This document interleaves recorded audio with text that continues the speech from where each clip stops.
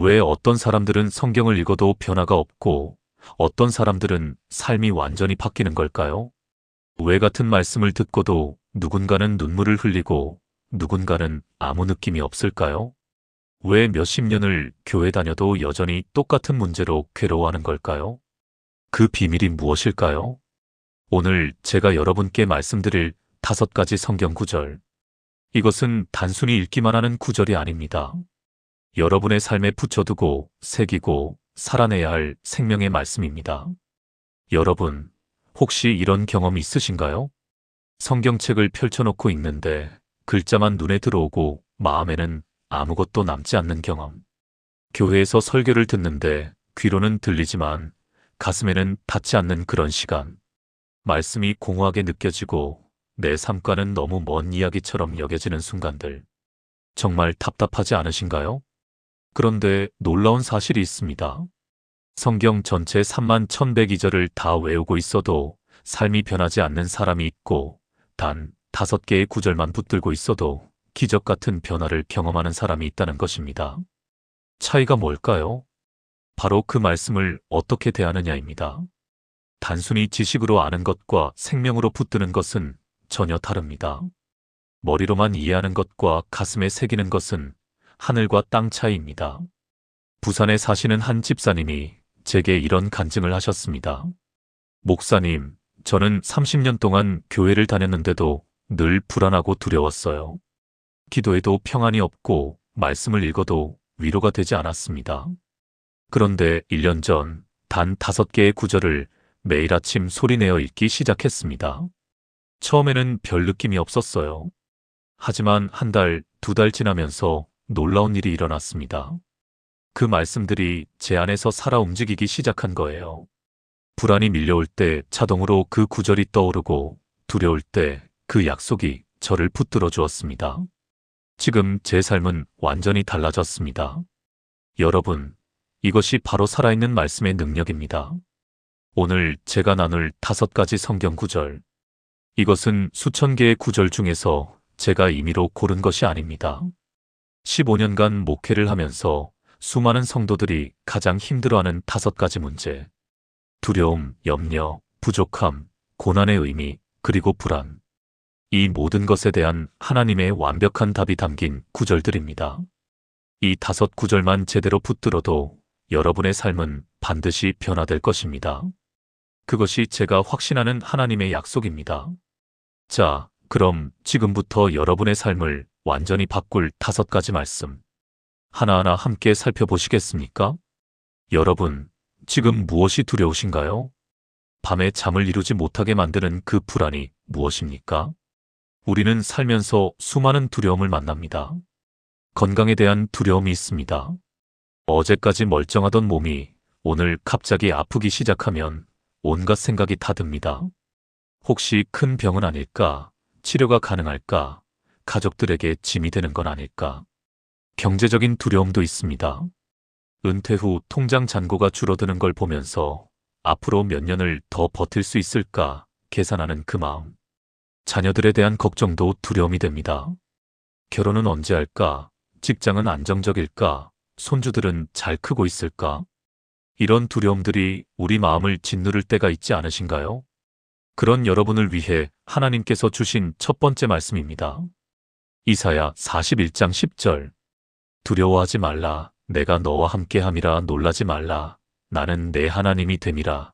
내가 너를 굳세게 하리라. 참으로 너를 도와주리라. 참으로 나의 의로운 오른손으로 너를 붙들리라. 이 말씀은 바벨론 포로로 끌려간 이스라엘 백성들에게 주신 약속입니다. 그들은 모든 것을 잃었습니다. 나라도 잃고 집도 잃고 자유도 잃었습니다. 미래가 보이지 않는 캄캄한 절망 속에 있었지요. 바로 그때 하나님께서 이 말씀을 주셨습니다. 두려워하지 말라. 이것은 단순한 위로의 말이 아닙니다. 하나님께서 직접 명령하시는 선포입니다. 왜 두려워하지 말라고 하십니까? 내가 너와 함께함이라. 하나님께서 함께 계시면 두려워할 이유가 없습니다. 나는 내 하나님이 됨이라. 여러분의 하나님이 누구십니까? 천지를 창조하신 분입니다. 홍해를 가르시고 광야에서 만나를 내리신 분입니다. 그분이 여러분의 하나님이십니다. 그리고 세 가지 약속을 더하십니다. 내가 너를 굳세게 하리라 마이너스 힘을 주시겠다는 약속. 참으로 너를 도와주리라 마이너스 도움을 주시겠다는 약속. 참으로 나의 의로운 오른손으로 너를 붙들리라 마이너스 절대 놓지 않으시겠다는 약속. 그렇다면 이 말씀을 어떻게 여러분의 삶에 적용할 수 있을까요? 가장 중요한 것은 이 구절을 암송하는 것입니다. 아침에 눈을 뜨자마자 이 말씀을 소리내어 읽으세요. 두려워하지 말라. 내가 너와 함께함이라. 병원 검사 결과를 기다리며 불안할 때 이 말씀을 붙드세요. 통장 잔고를 확인하며 막막할 때 이 약속을 선포하세요. 자녀 걱정으로 잠 못 이룰 때 이 말씀으로 기도하세요. 핸드폰 배경화면에 저장하세요. 화장실 거울에 붙여두세요. 침대 머리맡에 적어두세요. 매일 보고, 매일 읽고, 매일 고백하다 보면 놀라운 일이 일어납니다. 그 말씀이 여러분 안에서 살아 역사하기 시작합니다. 대구에 사시는 한 권사님의 이야기입니다. 올해 66살이신 그분은 작년에 유방암 진단을 받으셨습니다. 처음 진단을 들었을 때 온 세상이 무너지는 것 같았다고 하셨습니다. 목사님, 그때 제 머릿속에는 온통 죽음에 대한 생각뿐이었어요. 아직 결혼도 안 한 막내딸 생각, 남편 혼자 남겨두고 가면 어쩌나 하는 걱정. 밤마다 울면서 기도했지만 평안이 오지 않았습니다. 그런데 한 집회에서 이 말씀을 듣게 되었습니다. 이사야 41장 10절. 그날 집에 돌아와서 이 구절을 공책에 크게 써서 침대 옆에 붙였어요. 매일 아침 이 말씀으로 하루를 시작했습니다. 처음에는 그저 글자만 읽었어요. 하지만 한 달쯤 지나니까 이상한 일이 일어났습니다. 두려움이 밀려올 때마다 이 말씀이 자동으로 떠오르는 거예요. 두려워하지 말라. 내가 너와 함께함이라. 그 음성이 제 마음속에서 들리기 시작했습니다. 수술을 받고 항암 치료를 받는 동안 그분은 이 말씀을 붙들었습니다. 힘들 때마다 아플 때마다 이 약속을 고백했습니다. 지금 그분은 완치 판정을 받으셨습니다. 목사님, 제가 이긴 게 아니에요. 이 말씀이 저를 이기게 하셨어요. 지금도 매일 아침 이 구절을 읽습니다. 이제는 암이 아니라 다른 두려움들도 이 말씀으로 이겨낼 수 있다는 확신이 생겼습니다. 사랑하는 여러분, 여러분이 지금 어떤 두려움과 싸우고 계시든 이 말씀을 붙드세요. 하나님께서 여러분과 함께 계십니다. 그분이 여러분을 굳세게 하시고 도와주시고 붙들어 주실 것입니다. 이것은 변하지 않는 하나님의 약속입니다. 그런데 여러분, 두려움 다음으로 우리를 괴롭히는 것이 있습니다. 바로 염려와 근심입니다. 끊임없이 걱정하고 불안해하고 마음이 무거워지는 그 문제. 이것에 대한 하나님의 답이 두 번째 말씀에 담겨 있습니다. 여러분은 하루에 몇 가지나 걱정하고 계신가요? 아침에 눈을 뜨면서부터 밤에 잠들 때까지 우리는 걱정합니다. 오늘 날씨는 어떨까? 집안일은 다 끝낼 수 있을까? 자녀들은 잘 지내고 있을까? 남편은 건강할까? 다음 달 병원비는 어떻게 마련하지? 명절에 용돈은 얼마나 줘야 하나? 끝이 없습니다. 걱정이 걱정을 낳고 염려가 염려를 부릅니다. 밤에 누워서도 이런저런 생각에 잠을 이루지 못하는 경험 있으시죠? 머릿속이 복잡하고 마음이 무거워서 아무것도 할 수 없는 그런 날들.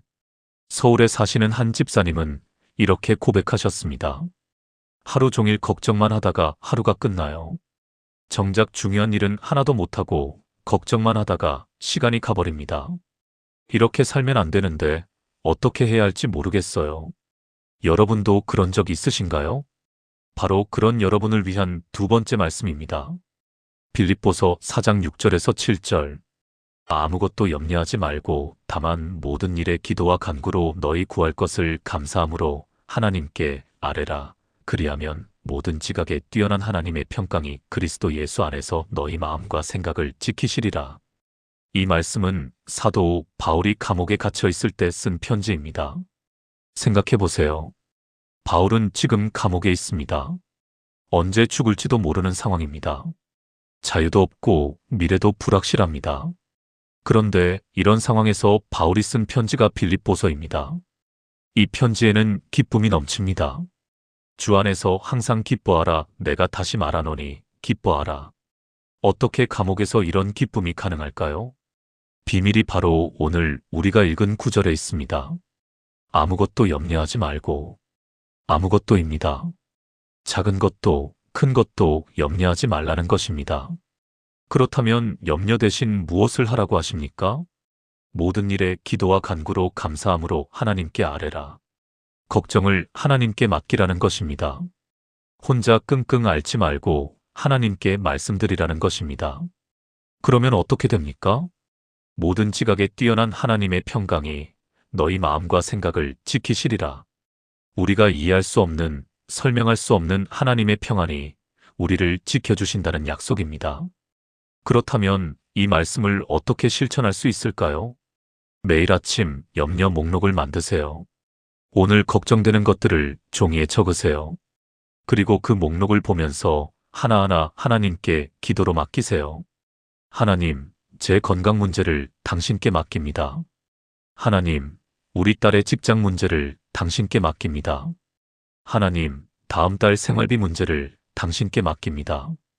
기도로 맡긴 후에는 그것을 놓아드리세요.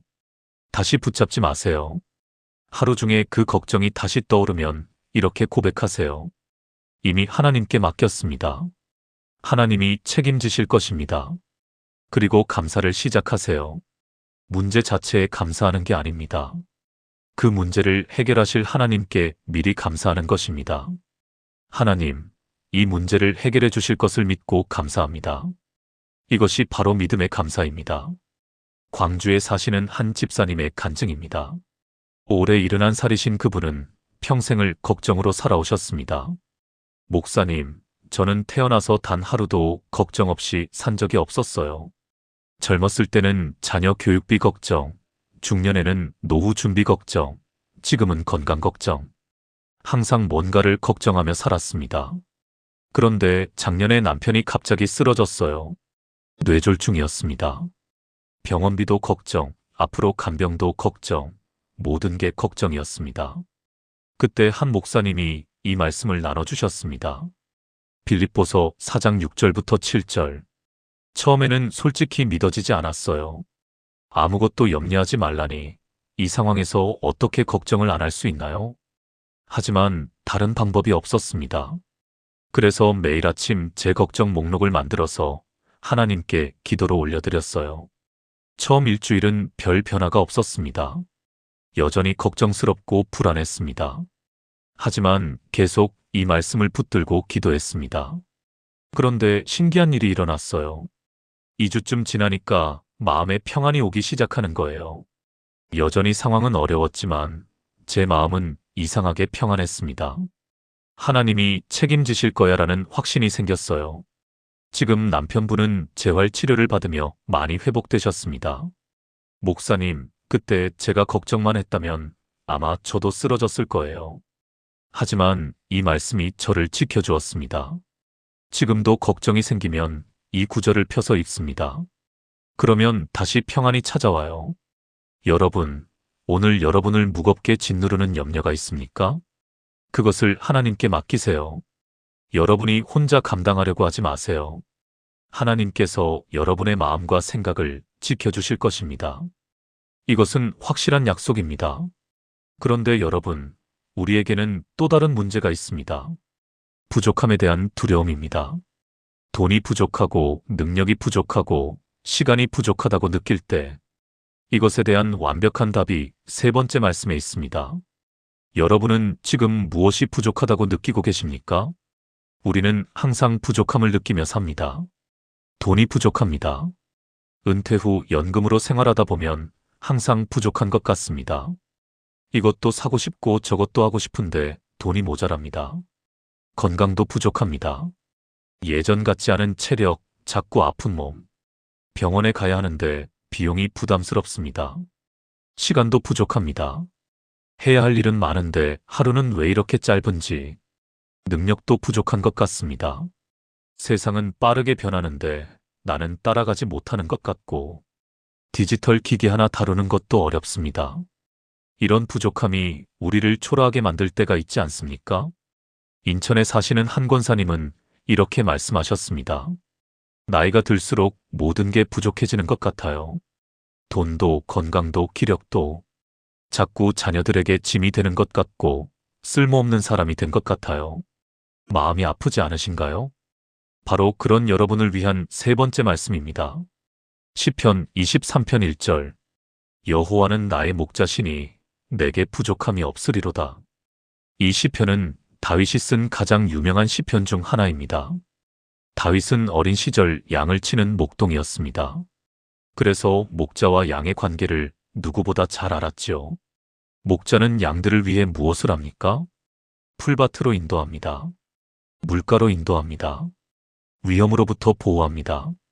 필요한 모든 것을 공급합니다. 양은 무엇을 합니까? 아무것도 하지 않습니다. 그저 목자를 따라갈 뿐입니다. 목자가 모든 것을 책임집니다. 다윗은 이것을 깨달았습니다. 여호와는 나의 목자시니 하나님이 내 목자라면 나는 양입니다. 그렇다면 어떻게 됩니까? 내게 부족함이 없으리로다. 부족함이 없다는 것입니다. 이것은 모든 것이 풍족하다는 의미가 아닙니다. 필요한 것은 반드시 채워주신다는 의미입니다. 하나님께서 목자로서 책임지신다는 약속입니다. 그렇다면 이 말씀을 어떻게 적용할 수 있을까요? 먼저 여러분이 부족하다고 느끼는 것을 인정하세요. 부족함을 부인하거나 숨기지 마세요. 하나님 앞에 솔직히 고백하세요. 하나님, 저는 지금 이것이 부족합니다. 그 다음 하나님을 신뢰하세요. 하나님이 여러분의 목자이심을 믿으세요. 목자는 양이 필요한 것을 알고 공급합니다. 여러분이 염려하지 않아도 하나님께서 아십니다. 매일 아침 이 고백을 하세요. 여호와는 나의 목자시니 내게 부족함이 없으리로다. 이것을 선포하세요.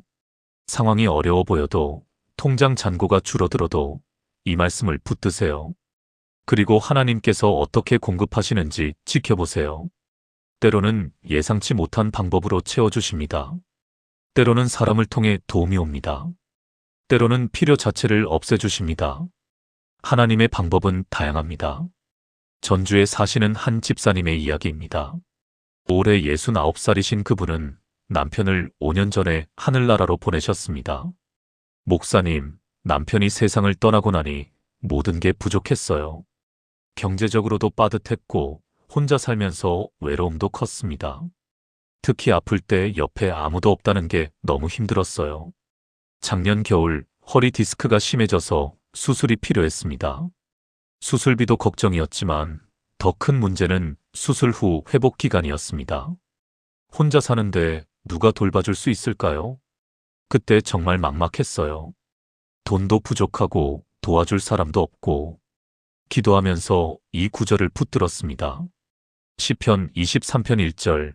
여호와는 나의 목자시니 내게 부족함이 없으리로다. 놀라운 일이 일어났습니다.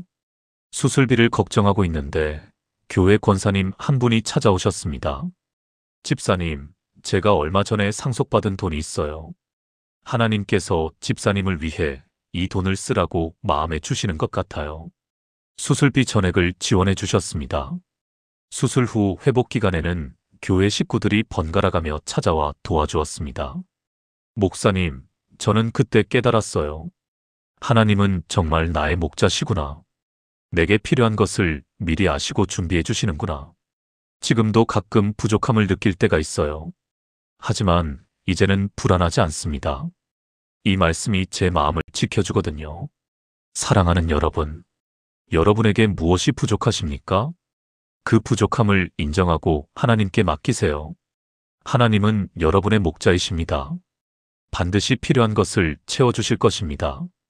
이것을 믿으시겠습니까? 그런데 여러분, 우리가 부족함보다 더 힘들어하는 것이 있습니다.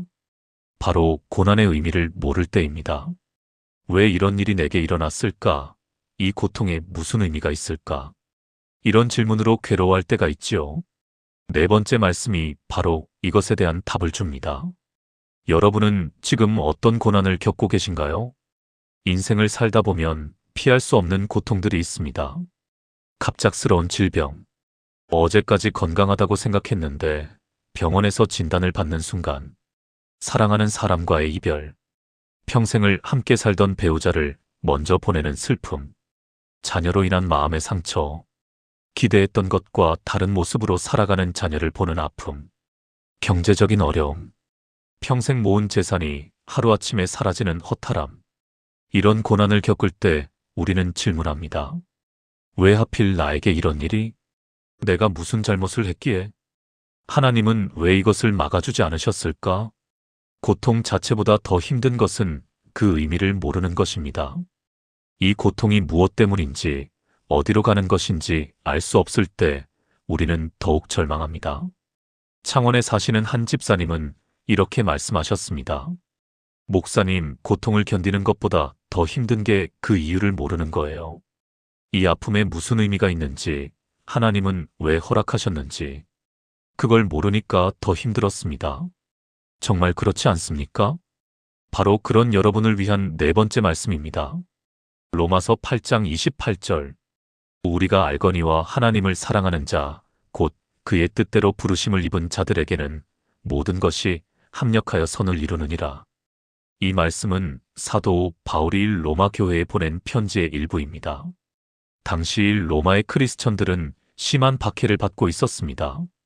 믿음 때문에 직장을 잃고 가족에게 버림받고 심지어 목숨까지 위협받았습니다. 그들은 묻고 있었습니다. 우리가 하나님을 믿는데 왜 이런 고통을 당해야 합니까? 바울은 그들에게 이 말씀을 전합니다. 모든 것이 합력하여 선을 이루느니라. 여기서 모든 것은 무엇을 의미합니까? 좋은 것만이 아닙니다. 나쁜 것도 포함됩니다. 고통도 실패도 상처도 모든 것입니다. 합력하여는 함께 일한다는 의미입니다. 마치 요리를 할 때 여러 재료가 섞여서 하나의 맛있는 음식이 되는 것처럼 각각의 재료는 날 것 그대로는 먹기 어려울 수 있습니다. 하지만 함께 요리되면 맛있는 음식이 됩니다. 우리 인생도 그렇습니다. 지금 겪는 고통은 그 자체로는 괴롭습니다. 하지만 하나님께서는 그것까지도 사용하셔서 선을 이루십니다. 누구에게 그렇게 하십니까? 하나님을 사랑하는 자, 그의 뜻대로 부르심을 입은 자. 바로 여러분에게 하시는 약속입니다. 그렇다면 이 말씀을 어떻게 적용할 수 있을까요? 먼저 지금 겪는 고난을 부인하지 마세요. 아프면 아프다고, 힘들면 힘들다고 인정하세요. 하나님 앞에 솔직히 고백하세요. 그 다음 이 말씀을 붙드세요. 하나님, 지금 이 고통의 이유를 모르겠습니다. 하지만 주님께서 이것까지도 합력하여 선을 이루실 것을 믿습니다. 이것은 맹목적인 긍정이 아닙니다. 하나님의 주권과 선하심을 신뢰하는 믿음입니다. 지금 당장은 이해되지 않아도 괜찮습니다. 나중에 돌아보면 하나님의 계획을 볼 수 있을 것입니다. 매일 이 구절을 읽으세요. 고통이 심할 때마다 이 약속을 고백하세요. 모든 것이 합력하여 선을 이루느니라. 하나님께서 반드시 이 고난을 통해 선한 것을 만들어내실 것입니다. 제주도에 사시는 한 권사님의 간증입니다. 올해 74살이신 그분은 10년 전에 큰 사고를 당하셨습니다. 목사님, 그날 저는 시장에 장을 보러 갔어요. 횡단보도를 건너는데 갑자기 차가 달려들었습니다. 정신을 차려보니 병원 침대였어요. 다리 두 곳이 부러지고 척추도 다쳤습니다. 6개월 동안 병원에 누워 있었고 그 후 2년간 재활 치료를 받았습니다. 그때 정말 원망스러웠어요. 내가 무슨 잘못을 했다고 이런 일을 당해야 하나? 하나님은 왜 막아주지 않으셨을까? 매일 울면서 기도했습니다. 그런데 재활 치료를 받으면서 이상한 일이 일어났습니다. 같은 병실에 입원한 환자들과 깊은 대화를 나누게 된 것입니다. 한 환자분은 안말기였는데 하나님을 모르는 분이었어요. 제가 그분에게 복음을 전했습니다. 그분은 제 간증을 들으면서 눈물을 흘리며 예수님을 영접했어요. 2년간의 재활 기간 동안 그분은 7명에게 복음을 전했습니다. 모두 교회에 나오기 시작했습니다. 목사님, 저는 그때 깨달았어요. 하나님께서 이 사고를 통해 7 영혼을 구원하신 거예요. 만약 제가 사고를 당하지 않았다면 그분들을 만날 수 없었을 거예요. 지금 저는 완전히 회복되었습니다. 그리고 그때 만난 분들과 지금도 함께 신앙생활하고 있어요. 이제는 그 사고에 감사합니다. 하나님께서 정말로 모든 것을 합력하여 선을 이루신다는 것을 체험했거든요. 사랑하는 여러분, 여러분이 지금 겪는 고난이 있습니까? 그 이유를 모르겠습니까? 걱정하지 마세요. 하나님께서는 그것까지도 합력하여 선을 이루실 것입니다. 지금은 보이지 않아도 나중에는 반드시 그 의미를 알게 될 것입니다. 이것을 믿으시겠습니까? 그런데 여러분, 우리에게 마지막으로 필요한 것이 있습니다. 두려움도 이기고 염려도 내려놓고 부족함도 채워지고 고난의 의미도 알게 되었습니다. 그런데 여전히 마음에 평안이 없을 때가 있습니다. 설명할 수 없는 불안과 초조함. 이것에 대한 완벽한 해답이 5번째 말씀에 있습니다. 여러분, 마음이 편안하신가요? 우리는 평안을 찾아 헤맵니다. 돈이 있으면 평안할까 싶어서 돈을 모으지만 평안이 오지 않습니다. 건강하면 평안할까 싶어서 운동을 하고 건강검진을 받지만 여전히 불안합니다. 자녀들이 잘 되면 평안할까 싶어서 걱정하며 기도하지만 마음은 무겁습니다. 왜 그럴까요? 우리가 찾는 평안은 세상이 줄 수 없는 평안이기 때문입니다. 세상의 평안은 조건적입니다. 이것이 있으면 평안하고 없으면 불안합니다. 이것이 잘 되면 평안하고 안 되면 초조합니다. 그래서 세상의 평안은 오래가지 못합니다. 오늘 평안해도 내일은 또 불안합니다. 특히 밤에 잠자리에 누울 때 이런 불안이 밀려올 때가 있지 않으신가요? 내일은 어떻게 될까? 앞으로는 어떻게 될까? 온갖 생각이 머릿속을 맴돌면서 잠을 이루지 못하는 그런 밤들. 울산에 사시는 한 집사님은 이렇게 말씀하셨습니다. 목사님, 저는 불면증이 있어요. 밤만 되면 온갖 걱정과 불안이 밀려와서 잠을 잘 수가 없어요. 약을 먹어도 소용이 없었습니다. 여러분도 그런 적 있으신가요? 바로 그런 여러분을 위한 5번째 말씀입니다. 요한복음 14장 27절. 평안을 너희에게 끼치노니 곧 나의 평안을 너희에게 주노라. 내가 너희에게 주는 것은 세상이 주는 것과 같지 아니하니라. 너희는 마음에 근심하지도 말고 두려워하지도 말라. 이 말씀은 예수님께서 십자가에 달리시기 전날 밤에 하신 말씀입니다. 제자들은 불안했습니다. 예수님이 곧 떠나신다는 것을 알았기 때문입니다. 선생님, 어디로 가십니까? 우리는 어떻게 됩니까? 두려움과 불안이 제자들의 마음을 가득 채웠습니다. 바로 그때 예수님께서 이 말씀을 주셨습니다. 평안을 너희에게 끼치노니 주신다는 것입니다. 무엇을 주십니까? 나의 평안. 세상의 평안이 아니라 예수님 자신의 평안입니다. 그 평안은 어떤 평안입니까? 내가 너희에게 주는 것은 세상이 주는 것과 같지 아니하니라. 세상의 평안은 조건에 따라 변합니다. 하지만 예수님의 평안은 상황과 상관없습니다. 폭풍 속에서도, 감옥에서도, 핍박 속에서도 누릴 수 있는 평안입니다. 왜 그럴까요? 이 평안은 상황에서 오는 것이 아니라 예수님과의 관계에서 오기 때문입니다. 예수님께서 함께 계시면 어떤 상황에서도 평안할 수 있습니다. 그래서 명령하십니다. 너희는 마음에 근심하지도 말고 두려워하지도 말라. 그렇다면 이 평안을 어떻게 경험할 수 있을까요? 먼저 평안은 만드는 것이 아니라 받는 것임을 아세요. 여러분이 노력해서 얻는 것이 아닙니다. 예수님께서 주시는 선물입니다. 그러니 받기만 하면 됩니다. 어떻게 받습니까? 매일 아침 이렇게 기도하세요.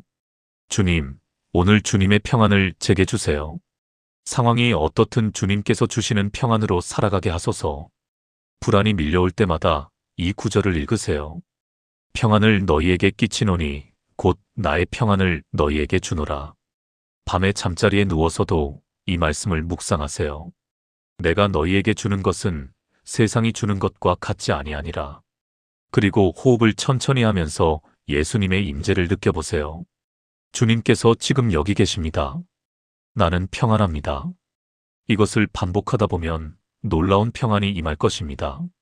마산에 사시는 한 권사님의 간증입니다. 올해 68살이신 그분은 평생을 불안 속에 살아오셨습니다. 목사님, 저는 어렸을 때부터 불안증이 있었어요. 항상 뭔가 나쁜 일이 일어날 것 같은 느낌. 그래서 밤에 문을 여러 번 확인하고 가스불도 몇 번씩 확인했습니다. 그래도 불안했어요. 결혼해서 자녀를 낳고 키우면서도 불안은 계속되었습니다. 자녀들이 학교에 가면 사고가 날까봐 걱정했고 남편이 출근하면 무슨 일이 생길까봐 불안했습니다.